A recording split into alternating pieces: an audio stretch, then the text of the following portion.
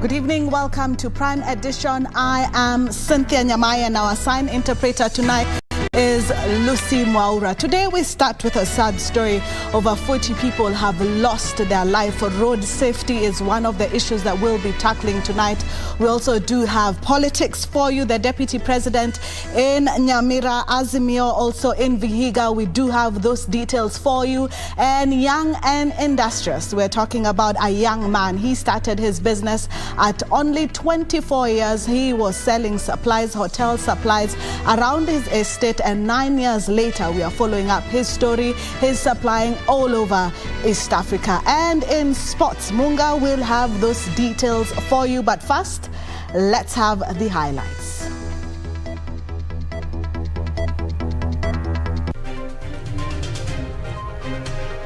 Getting to be carried by a border as a second or a third passenger, we are not going to accept that. Addressing the border menace, police in Nairobi tighten the noose on rogue riders. Iko makosa tukiweka bilioni 50 kwa biashara ya hawa watu wote. Baba has always been getting about 49 to 50%. Tukiongeza kula ya Mount Kenya, baba atashindwa kweli? Just what is in politics? Raila campaign team gains new members as Azimio Mashinani and Kenya Kwanza team trade barbs. Digital currency, should Kenya adopt it? Central Bank of Kenya is seeking your view.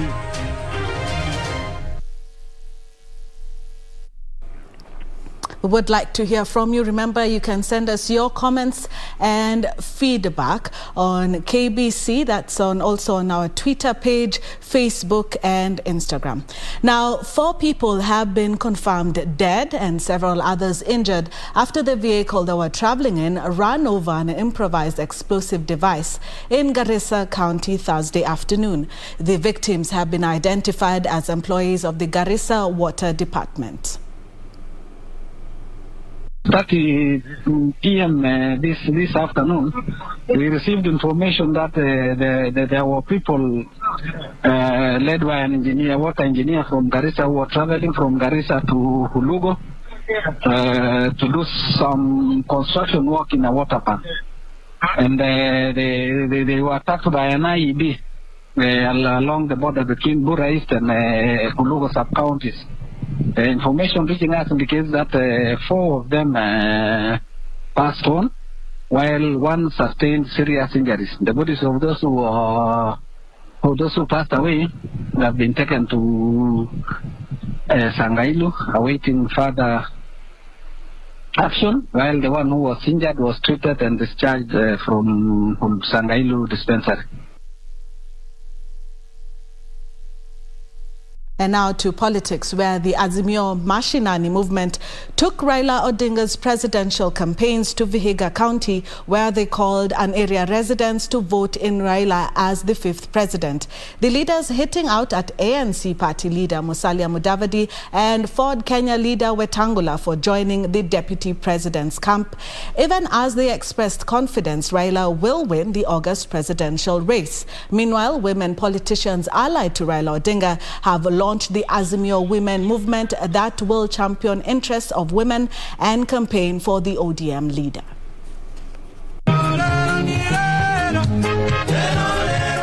The Azimio Mashinani team took its Raila Odinga's presidential bid campaign to Musalia Mudavadi's home county of Vihiga, their discourse centering on the benefits of electing Raila Odinga and shunning the Kenya Kwanza alliance of Musalia Mudavadi and Deputy President William Ruto.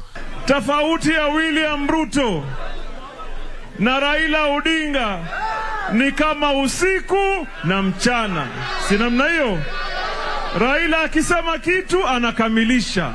Akiweka ahadi anakamilisha. Ruto akiweka ahadi ni muongo. Akisema yeye anaenda hivi kumbe anaenda vile, sivyo? Na hapa Vihiga mtamwambia, tunaambia Ruto Azimio itakuzima.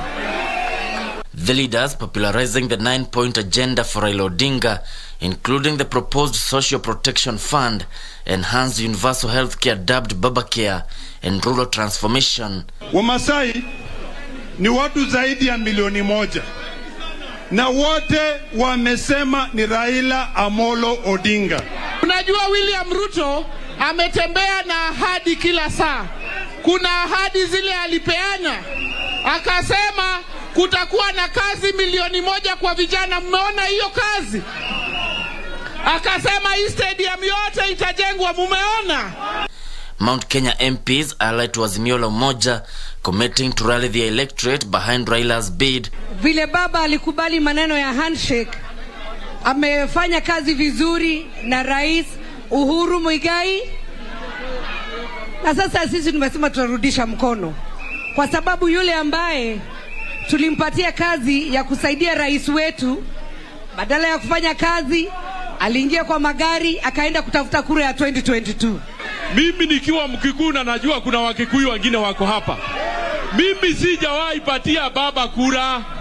Lakini tarehe 9 mwezi wa 8 sisi Wakikuyu tutapuga foleni tuchague Raila Amolo Odinga awe rais wa jamhuri yetu. Jeshi la baba, mama mashinani, jeshi la uhuru. Meanwhile, women politicians allied to Raila Odinga have launched the Azimio Women Movement that will champion for interest of women as the campaign for Raila Odinga. This launch is an indication that we have women who believe in crafting one indivisible nation. Sisi kama jeshi la baba tunasema kwa hii kampeni na uongozi la baba, Mungu ndio mtangulizi. Kina mama hoye! The Azimio Women Movement plans to capitalize on the gains made by the handshake between the president and the opposition leader in their rallies. Risho Kiwashira, Prime Edition. Deputy President William Ruto has pledged to set aside 50 billion shillings to finance small, micro and medium enterprises if he ascends to power. Ruto, who led the Kenya Kwanza Alliance on a tour of Nyamai County, said the kitty is in line with the bottom-up economic model which seeks to empower small-scale traders. The Deputy President was accompanied by Amani National Congress leader Musalia Mudavadi and his Ford Kenya counterpart Moses Wetangula, who defended their move to forge an alliance with the United Democratic Movement. The Kenya Kwanza Brigade took its charm offensive to Nyamai County. Deputy President William Ruto, Amani National Congress leader Musalia Mudavadi and Ford Kenya's Moses Wetangula making different stopovers to engage the electorate. Ruto advancing his bottom-up economic model, which he says aims at improving access to funds for small and medium enterprises. Kama tunaweza kuweka bilioni 100 kwa kampuni moja ya Kenya Airways, iko makosa tukiweka bilioni 50 kwa biashara ya hawa watu wote? Iko makosa? Kwani mama mboga alipi ushuru? Kwani mtu ya bodaboda alipi ushuru? Kwani hawa wafanya biashara walipi ushuru? Watu wawache mchezo nani? The leaders also pledged to prioritize investment in agriculture, health and education if they win in August.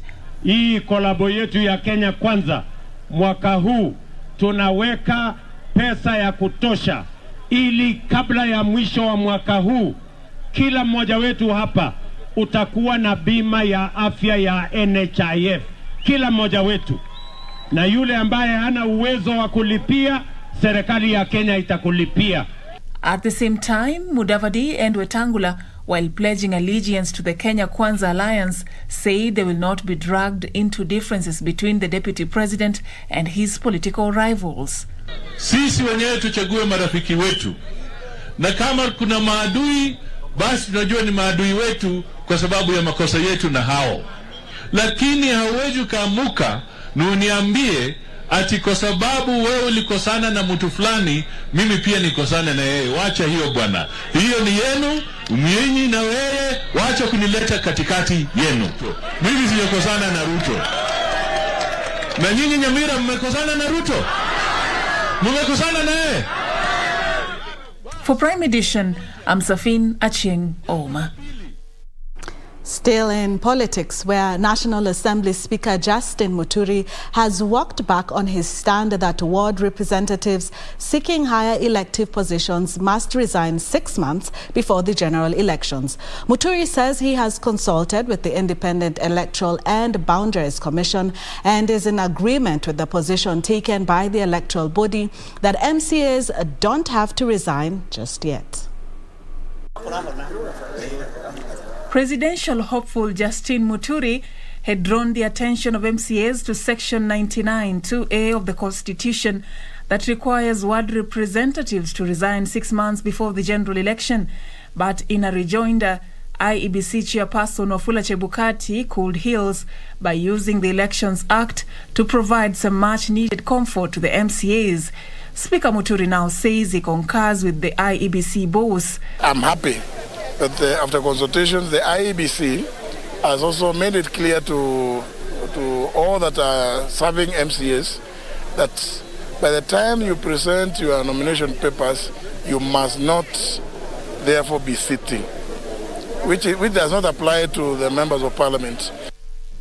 There has been a series of resignations by some senior officers who have expressed their interest in various elective positions. The former Budalangi Member of Parliament will now take up his new role as Deputy President William Ruto's Head of Foreign Relations. And I want to assure Team Ruto that I will be deploying the whole repertoire of these credentials in driving our foreign policy and our foreign segment of the Ruto for President campaign. Meanwhile, George Duro has been elected the Migori County Assembly Speaker. Duro replaces Boaz Okoth, who was impeached this week. We are here to correct the messes and to have a united county assembly, united county government of Migori, so that we can walk a walk that is really pleasing to the public. Now to a story that we had highlighted earlier. Nairobi Area Traffic Commander Joshua Omukata has warned boda operators who fail to observe traffic rules that it will not be business as usual. The city traffic police boss said accidents related to the boda operators have dangerously gone up, saying that in the last 1 month, 48 people have lost their lives in Nairobi alone. Timothy Kipnusu with the details. At the Kuja roundabout boda stage, a huge poster with an image of one of the boda operators hangs at a nearby post. His colleagues, besides going on with their daily activities, are also raising funds for his funeral expenses. Hata ndio nikaa nimepoteza confident wangu hapo, unasikia uchungu sana. Hata ameacha familia nyuma, watoto wadogo, ameacha bibi mchanga pia.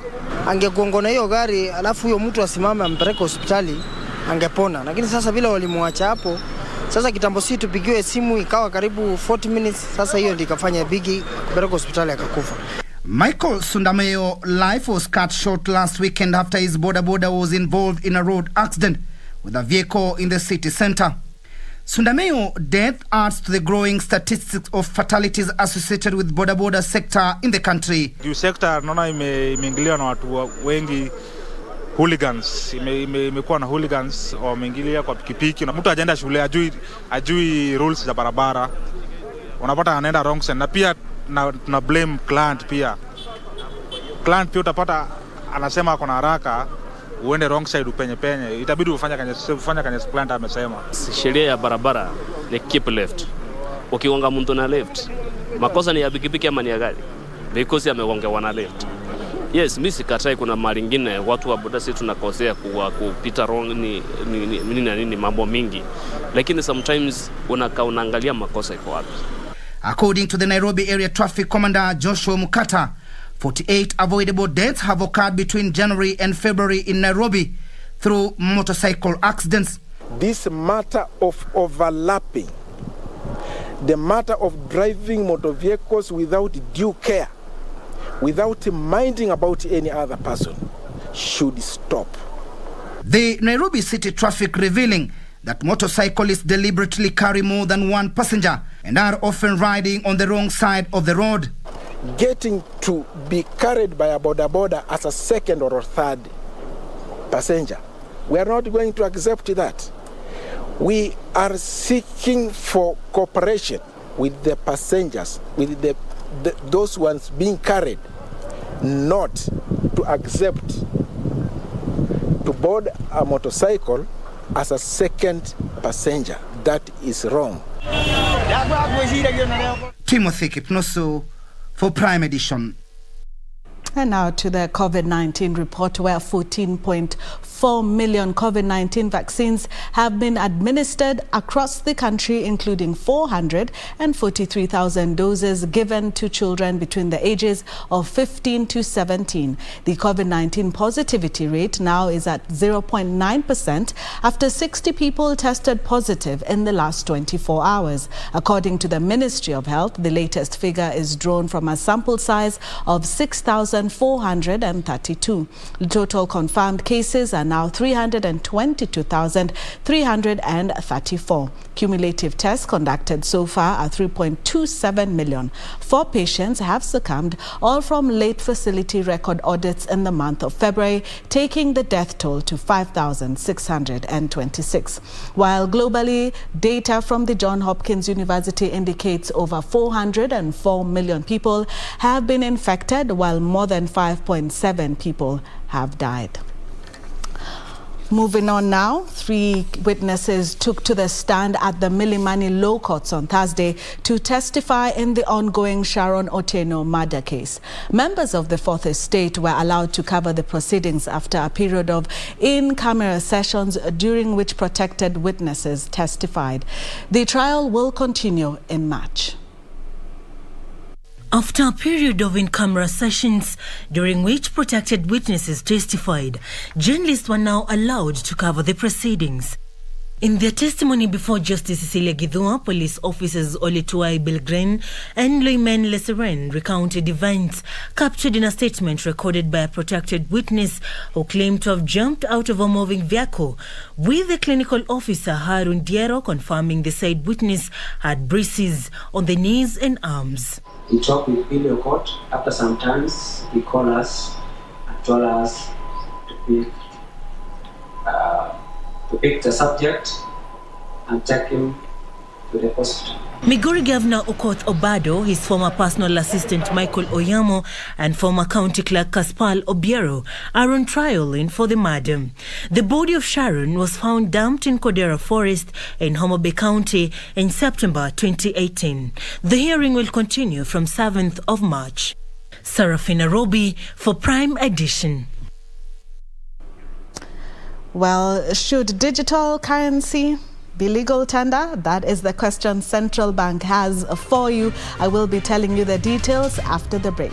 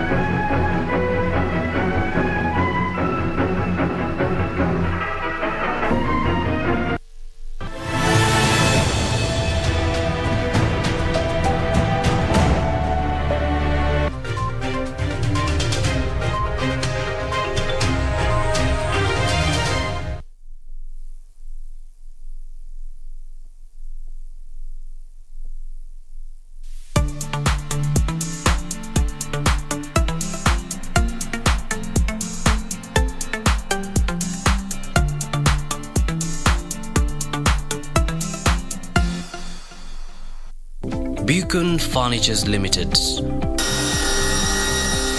We're local manufacturers of quality office furniture, dealers in quality office equipment like fireproof safes and cabinets. Our automated state-of-the-art factories at Henna House along Enterprise Road in Nairobi's industrial area Our showroom is at Uniafrica House, Koinange off Koinange Street. We are passionate believers in locally manufactured goods. When you and I buy locally made furniture, we impact on the livelihoods of our brothers and sisters. For orders, visit our showroom at Uniafrica House, Koinange off Koinange Street. Yukon Furnitures Limited. Jenga Kenya, tupate ajira.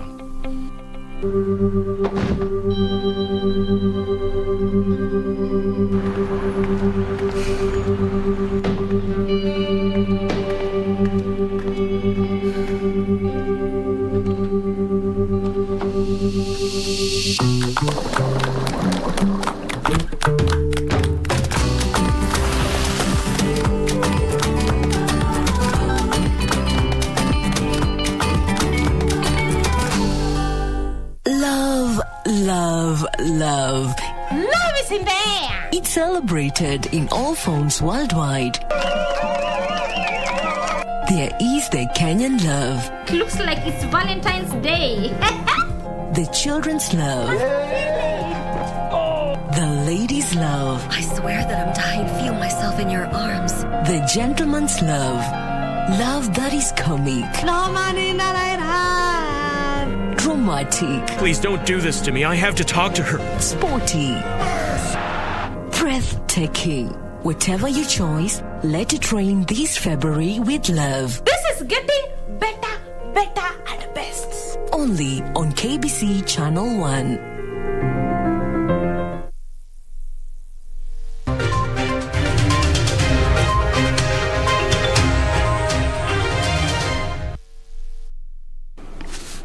Welcome back. Now, energy committees in the bicameral parliament will probe the open tender system for the importation of petroleum products.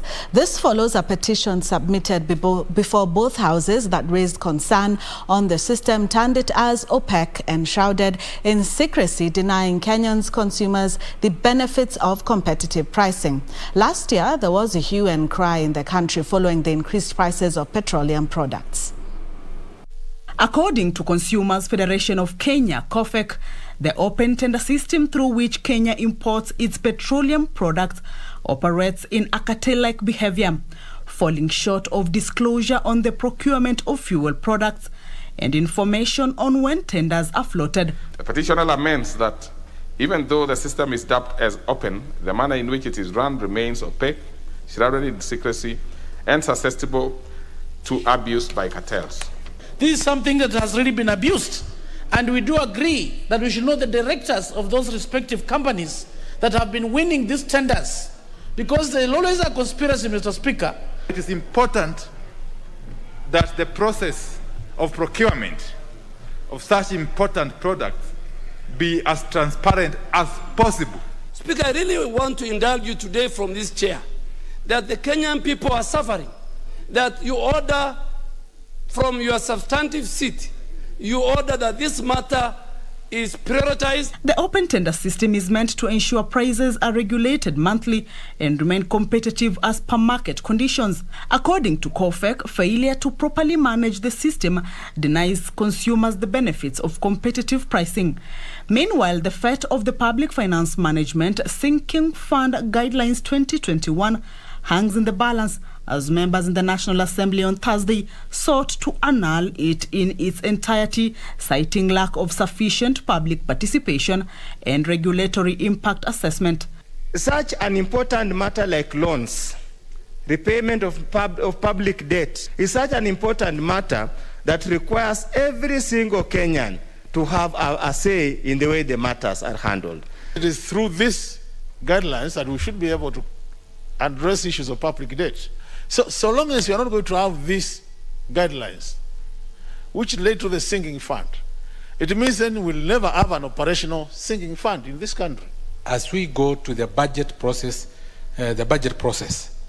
we get to know how much is our debt as a country, and if there is a way that we are ready to repay our debt without necessarily increasing our taxes. At the same time, National Assembly on Thursday failed to conclude on its business due to lack of quorum. Kamche Menza for Prime Edition.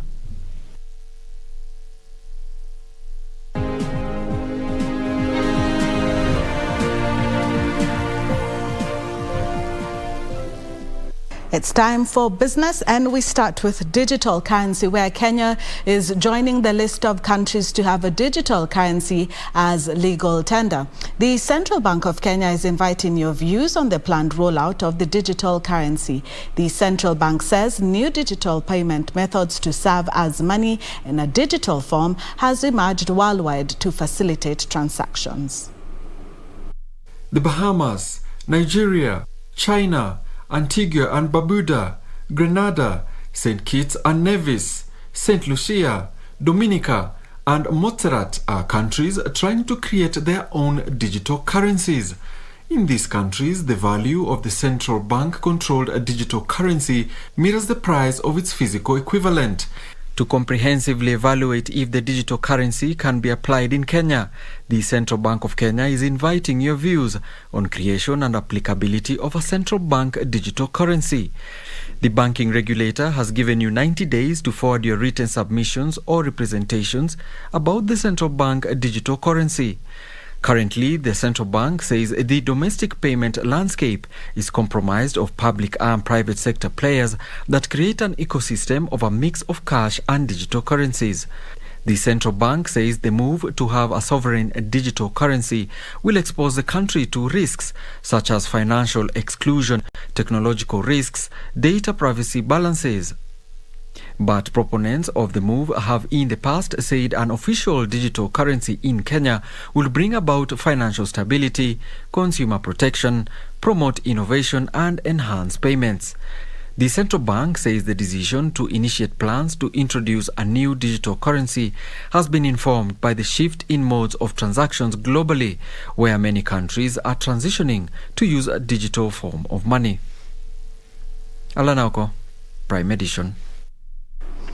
The Arboretum in Nairobi County has green spaces, ideal for picnics, corporate events and nature lovers. This week on Magical Scenes, Irene Muchuma Odim highlights the beauty of this fairly dense forest in the capital city.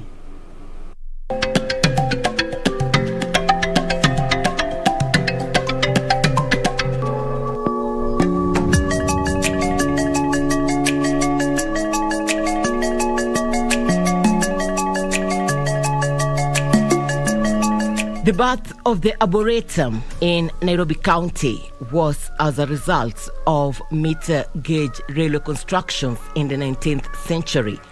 The Indians and Britons who constructed the railway line made the capital of Kenya a yard for railway repairs and thought of the need to plant trees along the railway line before 1952.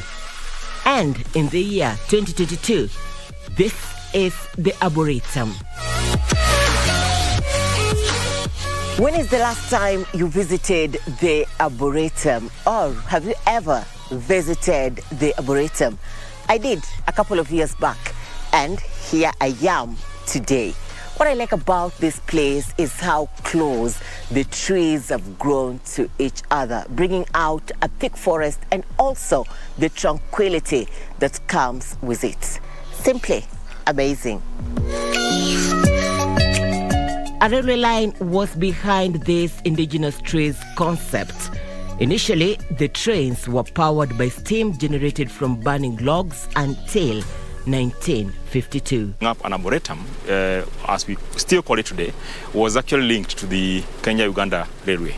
And they realized actually the indigenous trees grows very slowly.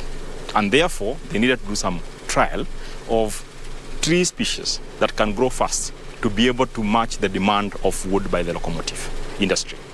And therefore, in 1907, the Deputy Chief Conservator of Forest at that time, Batskombe, was actually assigned that assignment to be able to now develop the so-called Arboretum, which is about 30.4 hectares, which was basically that time it was bare, it was a rocky ground with small and few dotted acacia trees. In that case, you appreciate that where the Arboretum is situated, that is the official residence of the Chief Conservator of Forest. In the neighborhood was the governor then, and of course today is the State House. Eucalyptus actually was identified as one of the suitable tree species that can match the demand for the locomotive. The land has since transformed to a magical destination, especially for those seeking some time with nature, whether alone, family, colleagues, or with friends. You know, to find a place, a quiet place in town, a busy place like Nairobi, it comes as a blessing to most people who like a serene place where you can sit, where you can go and have a moment like pray, such things.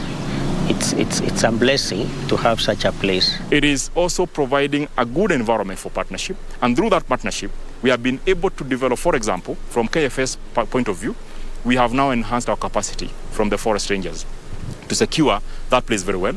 We have now CCTV, and we have a good entry point where now we are not actually allowing cash, but actually we are using the online payment. It's cool, no noise, so far away from the industrial congestions. This is an ideal place for those interested in zoology, picnics, photography, exercises, getaway, and outdoor activities. For a sunny or rainy day, I would consider the Arboretum as one of the hidden jewels in the capital of Kenya. Irene Mchuma Udim, Magical Scenes in the county of Nairobi.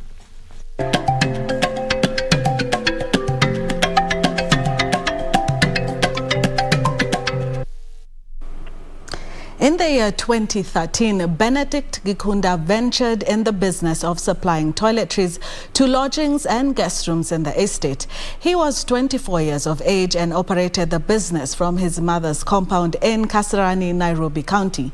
Today, 9 years later, Gikunda is supplying the same and more products to the hospitality industry across East Africa. Yusuf Farah with the details in this week's episode of The Young and Industrious.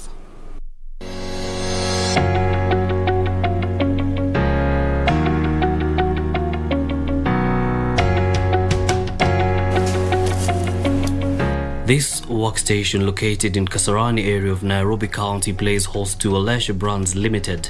Here, we find the founder Benedict Gikunda going about his managerial duties. He then walks me to a separate area where the production happens. It's a busy atmosphere. Gikunda then walks me through the business that started from his mother's homestead. I had the idea somewhere in around 2012, but we officially started in October of 2013. Basically, I had seen a niche in hospitality supplies, whereby there are very few companies which specifically supply only Horeca. But other than hygiene products and food products in a hotel setting, there are so many other products which are needed. I also saw a niche in portion control. Portion control being the sachets, the small portions, the small jams, the small lotions, the small shampoos you find in hotels. Most of them are imported until we came in and we were able to come and do it locally. 2019 came in after a 2 million shilling loan from the Youth Enterprise Fund. The business found these premises, which now serves as the operations area, and bought new machinery.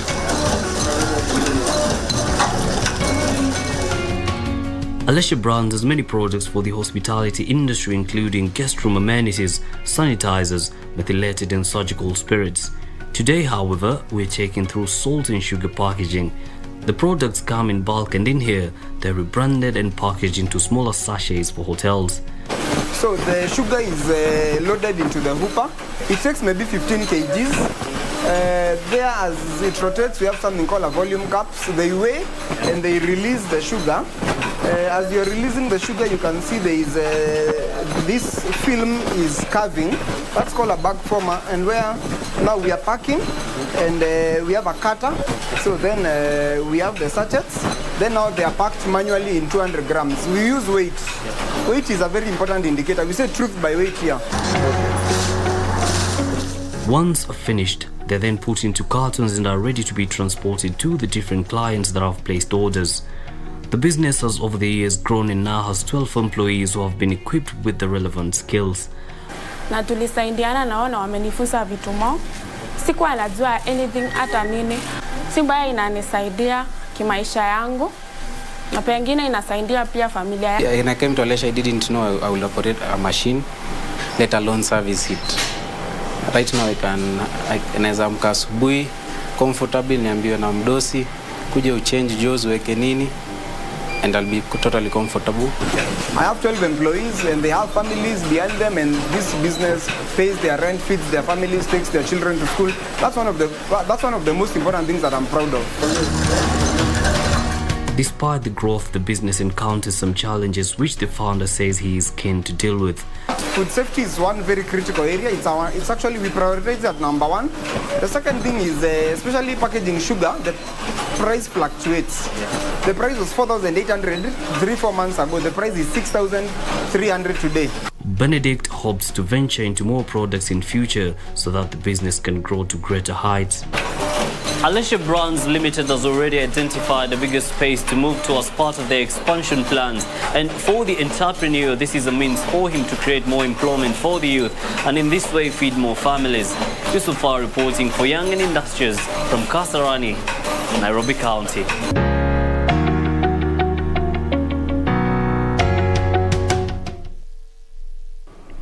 Trade between Kenya and Tanzania has increased by close to 50% thanks to the one border stop, and we have those details for you after the break.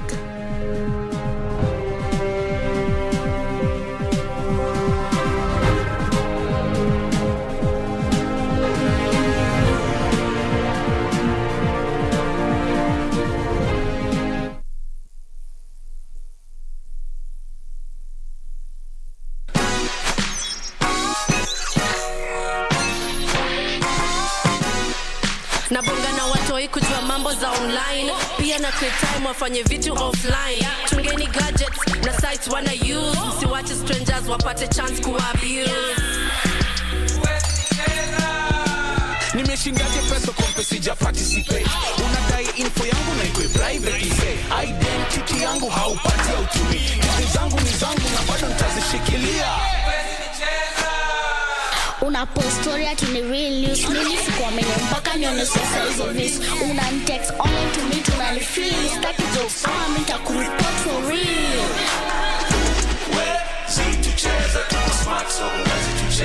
Wazazi, watoi na maithu wetu, don't be fooled. Get cyber smart and enjoy safe entertainment and education online. The Communications Authority of Kenya. Mawasiliano kwetu, nguvu kwako. Keep abreast of the developments live from the National Assembly and the Senate. Now, members of Parliament. The questions. When is the construction expected to commence? The motions. Beg to give notice for the following motion. The debate. Will as many as one opinion say aye? The statements. A statement on an issue of general topical concern. The petitions. Order number 4, petitions. Stay tuned to KBC Channel 1 and Radio Taifa for live proceedings from both houses of parliament from Tuesday to Thursday. Live, uncensored, unedited. KBC, your national broadcaster. Do you have a news story to share with KBC? Get in touch swiftly on email news@kbc.co.ke or call 0723 892 654 or 0734 780 124.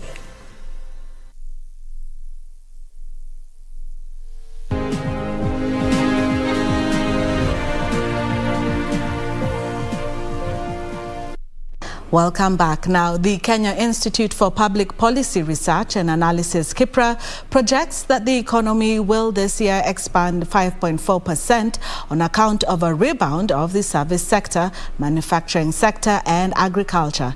KIPRA Executive Director Rose Ngugi says they have revised down the 2022 economic projection from an earlier figure of 6.3% due to drought and political uncertainties that are likely to affect investments.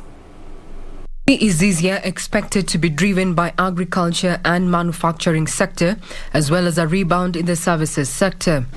Found ourselves, out of job, and we got back to the agricultural sector, the manufacturing sector, which had both sides taking advantage of the situation, but also facing the wrath of the COVID. Kipre says easing of restrictions in key tourism source markets is likely to lift tourism figures, which in addition to other factors are expected to power the economy to expand 5.4% this year. However, high crude oil prices, drought experienced in parts of the country early this year, coupled with heightened political activity ahead of the August polls, could stifle economic activity. The political situation already, the political ground is heating up, and one of the key things that you'll notice during electioneering year is that there is a wait-and-see attitude which affects investments. Due to global supply chain disruptions witnessed in recent months, Ngugi is calling for the enhancement of the local manufacturing production capacity to meet the huge demand. Should COVID also come down, we need then to see transitioning of the manufacturers of these essential goods to a period where COVID is no longer with us. Enhancing the local production capacity of manufacturing firms remains a priority in meeting the growth objective of the sector. Kipre says increased uptake of the COVID-19 vaccinations globally could positively influence the global economy. Successful implementation of digital health program, which involves adoption of e-health and telemedicine, has the potential to expedite the development of the healthcare industry in the country. Regina Maya reporting for Prime Edition. Now to our weekly segment of the East African community, where trade between Kenya and Tanzania has increased by over 50% following the streamlining of the Namanga one-stop border post. According to the Central Bank of Kenya, trade between the two nations hit $905.5 million in 2021 for the period January to November 2021. The border post is now clearing over 250 trucks daily, up from a 10-year ago, as highlighted by Betty Kiptum on this week's edition of the EAC Integration.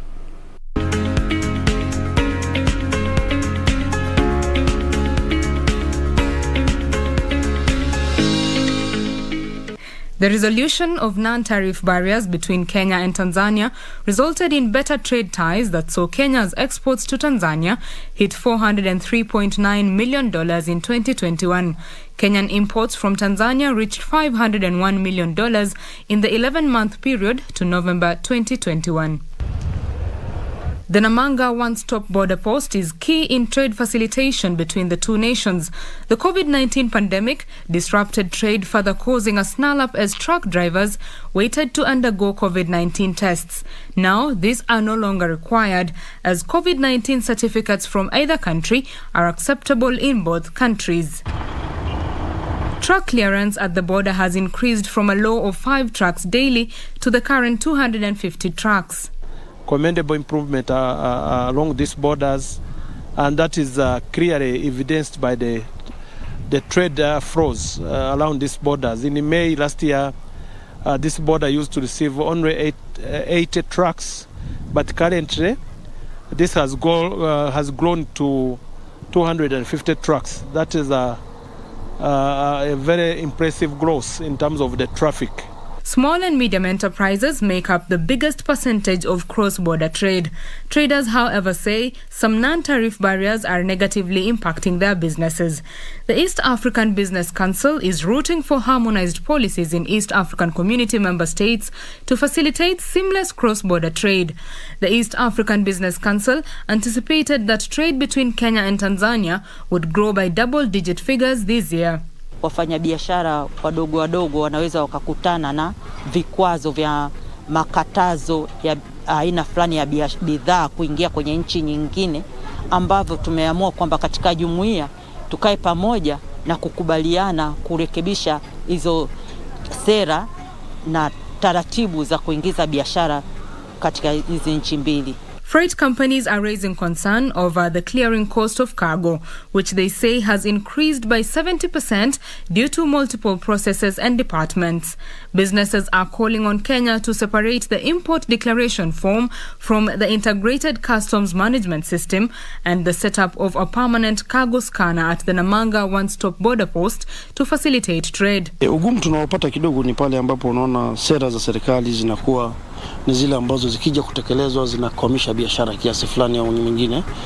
Sasa tunasema sio kwamba ziwepo, zifanywe marekebisho. Kwenye currently you can see now government agencies zimekuwa nyingi. Tunaomba sasa serikali zote ziangalie hili swala. Let integrate this work of our OGDs zile ambazo zinafanana. Some of the trade barriers include smuggling of goods through the border as well as duplication of duties by the two governments at the border post. Betty Kiptum, Prime Edition.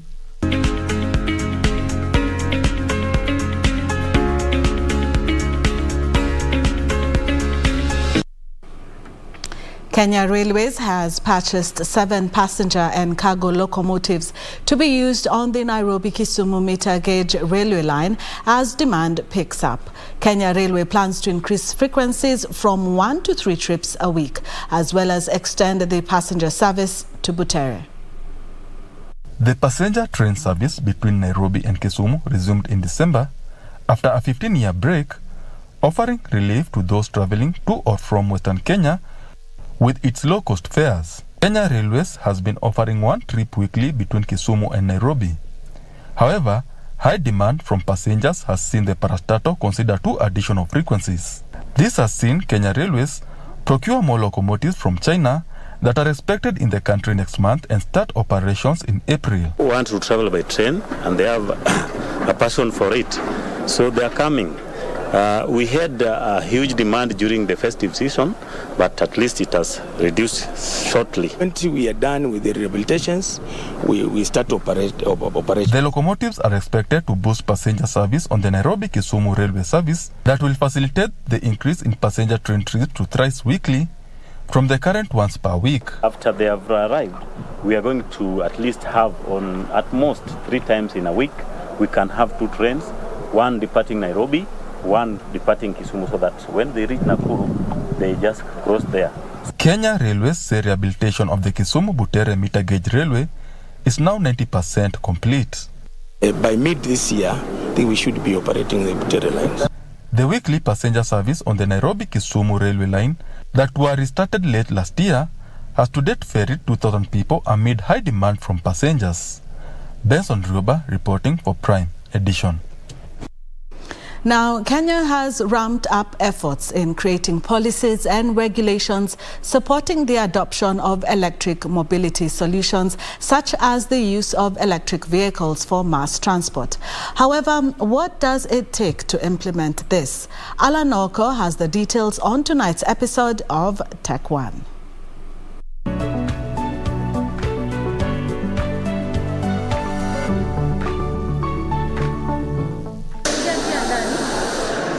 Sure, a matatu, the most common means of transport in Kenya. But this is not your typical matatu. This one has been converted from a diesel engine to a pure electric powered motor.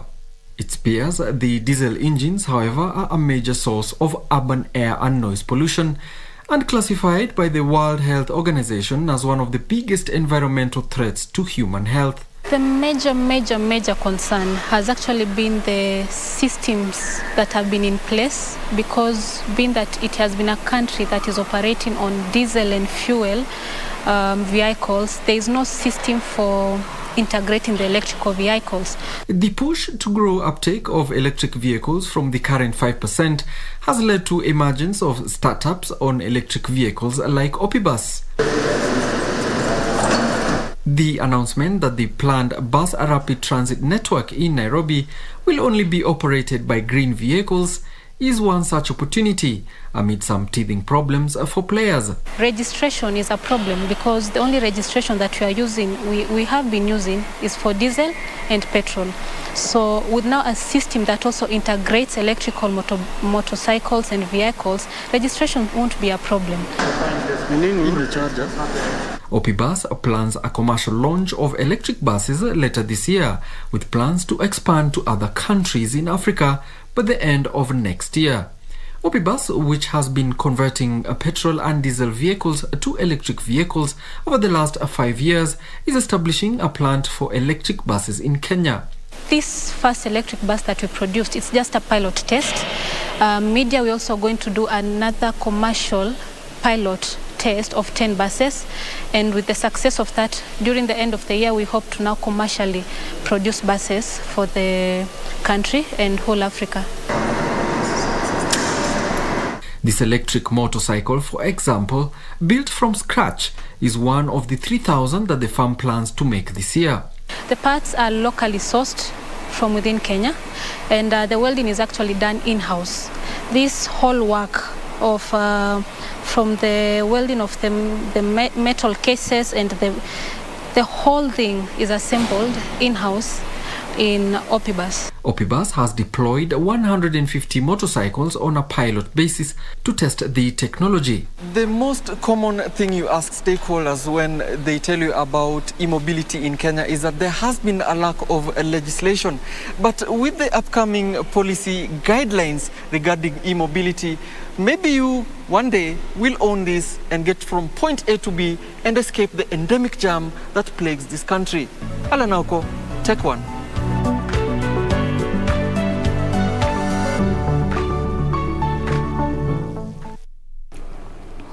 Indeed, maybe one day we will own one. Thank you, Alan Oko, for that report. Now it's time for a break, and after that we change gears with sports and Munga. Well, we have another story coming up where the government is banking on sport events to drive up tourist arrivals and revenue. The 9-day East Africa Safari Classic Rally that has flagged off today, as well as the 4-day World Rally Champion slated for June, are key sporting events projected to anchor recovery of the hospitality industry from disruptions caused by COVID-19 pandemic. Details of this and other stories in our corporate briefs. Kenya will be the only country in Africa to host one of the 12 event circuit of the World Rally Championship, taking place across the globe between January and November, with Kenya hosting the 6th event in June this year. The 4-day event is expected to attract 5,000 guests, who are expected to pump about 6 billion shillings into the economy. Ahead of the World Rally Championship, Kenya is hosting the 10th edition of the East Africa Safari Classic Rally, which was today flagged off at the KWS Institute Service Park by Sports CS Amina Mohammed, to the excitement of those in the hospitality industry. The rally series is actually lifting Naivasha tourism to another level. Numbers are flowing in, people are enjoying, because people who love sport, particularly the rallies, are really out to enjoy. Meanwhile, pay television firm StarTimes Media says it will invest 200 million shillings in local content development this year, bringing to over 400 million shillings the progressive spend in local content. The company says the funds will go into promoting thorough research, casting and quality of production to ensure Kenyan content is at par with global standards. We want this year to focus on local content, giving the best that we can to our customers, but focusing on their everyday lives. Finally, the Kenya Film Classification Board has launched a clean content consumption training in various schools to address increasing cases of cybercrime. Kenya Film Classification Board Acting CEO Christopher Wambua says there is need for increased consumer awareness to stop cybercriminals who are increasingly using social media and online gaming platforms to target potential victims. Reporting for Prime Edition, my name is Ibak Said. Well, my director says it's time for now the real break. Sports is also coming up shortly. I can see Golf Magical Kenya in Vipingo is one of the stories that Munga has for you.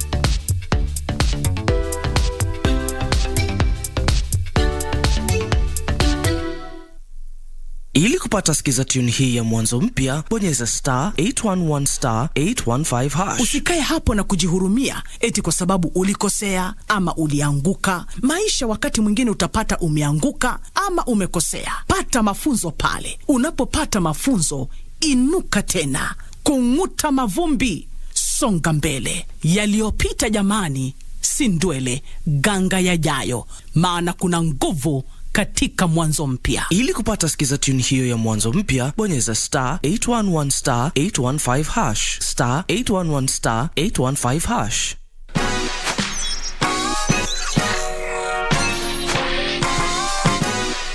Nabonga na watoi kujua mambo za online. Pia na create time wafanye vitu offline. Tungeni gadgets na sites wana use. Siwache strangers wapate chance kuabuse. Nimeshindaje pesa kompe sija participate. Unadai info yangu na ikwe private. Identity yangu haupati hautumi. Kitu zangu ni zangu na bado nitazishikilia. Una post story ati ni real news. Mimi sikuwa menye mpaka nione sasa hizo news. Una text online to me tunanifeel. Staki jokes ama nitakureport for real.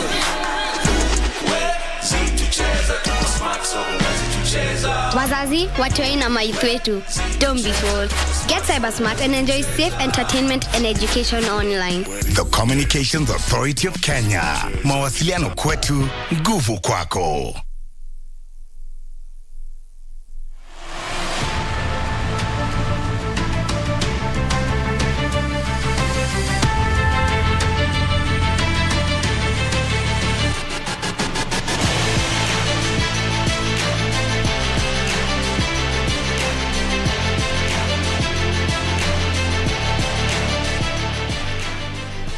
Well, as always, it is a great honor to have you company for KBC's Sports Update with me, Richard Munga. Now let's get right to it, whereby Kenya's Mercy Nyanchama and Naomi Wafula enhanced their chances of making the cut in the 2022 Magical Kenya Ladies Open Golf Tournament, which teed off today at the Baobab Golf Course at the Vipingo Ridge in Kilifi County. The annual premier ladies golf event, which is part of the Ladies European Tour, attracted 94 players from 23 countries. Nyanchama and Wafula registered favorable performance on day one of the annual tournament at the 18-hole Baobab course in Vipingo, Kilifi County, and boosted their chances of taking part in the final round after the second round tomorrow. However, their counterparts Faith Chemutai and Bavi Shah started their campaign on a sour note after finishing the day over par 17 and 20 respectively. Meanwhile, Sweden's Lina Bokvist led her Vipingo Ridge team of Richard Frost, Sue Williamson and Betty Bundotich to victory at the Pro-Am event held yesterday. Lina's team recorded a score of 27 under par, a shot ahead of Kenya Tourism Board's team led by Finland's Emily Pentila, Nancy Wairimu, Ruth Omwansa and Mukami Wangai. Well, moving on, Harambee Stars has dropped one place in the latest FIFA rankings. After missing out in this year's Africa Cup of Nations, AFCON, the team is now ranked 103rd best in the world and 23rd best in Africa. African champions Senegal, of course, topped the rankings in the continent.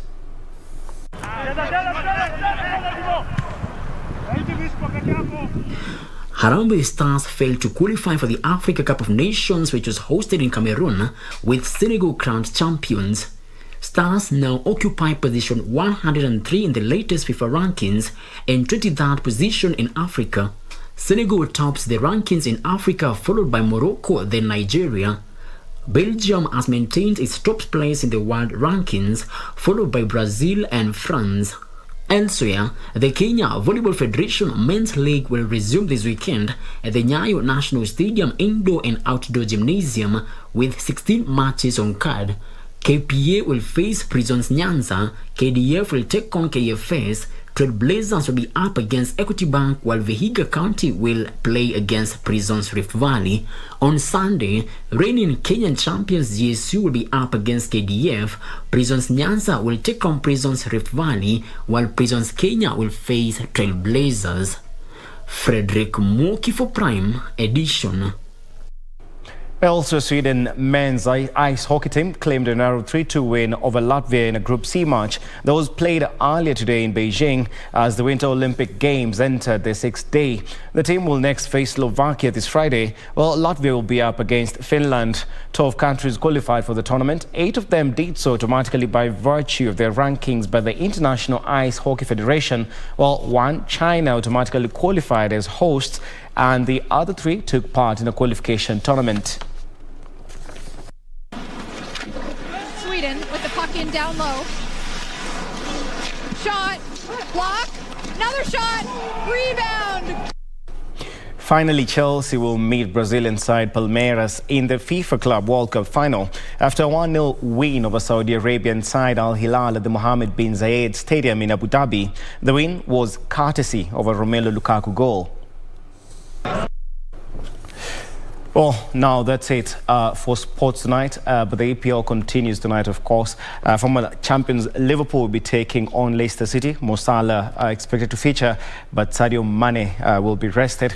And we also have, in the other big match of the night, Arsenal visit the Molineux Stadium to take on Wolverhampton Wanderers. Well, that's where I wind up sports, but do have a good night. Don't go too far. Cynthia Nyamai is on the other side of the studio. Good night.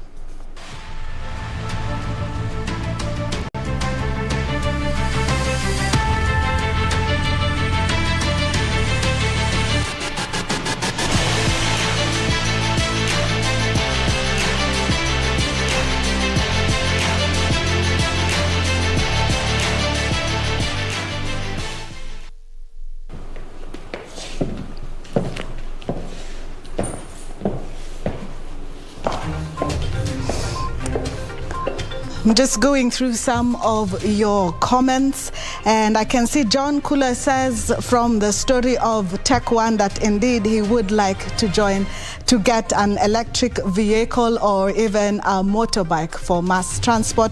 And we also have Hannah, who says she is inspired by the stories that we have on entrepreneurs, on young and industrious. Remember, those are segments that we have for you every Thursday, and we're happy to hear from you, your feedback. Also, let us know what are some of the stories that you would like us to cover for you. That's it from me and the rest of the team. We wish you a good night.